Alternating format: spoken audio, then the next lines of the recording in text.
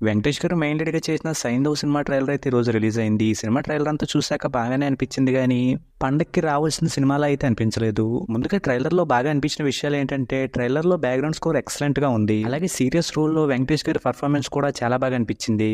అలాగే ట్రైలర్‌లో చూపించిన కొన్ని యాక్షన్ షాట్స్ కూడా బాగున్నాయి. ఇక ట్రైలర్‌లో కొంచెం బాగా అనిపించిన విషయాలేంటంటే, ట్రైలర్‌లో చూపించినంత వరకు స్టోరీ అయితే కొంచెం సింపుల్‌గానే ఉన్నట్టు అనిపించింది. అలాగే రీసెంట్‌గా వచ్చిన 'హాయ్ నాన్న' సినిమా సాఫ్ట్ వెర్షన్ అయితే ఇది హార్డ్ వెర్షన్‌లా కనిపించింది.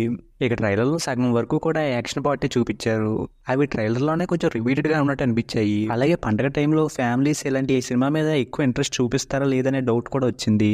ఇక ట్రైలర్ చూసిన తర్వాత నాకైతే ఎలా అనిపించింది, మీకేమనిపించింది అనేది కింద కామెంట్లో చెప్పండి. ఇక ట్రైలర్ వరకు నేను ఇస్తున్న రేటింగ్ అయితే 2.75 అవుట్ ఆఫ్ 5.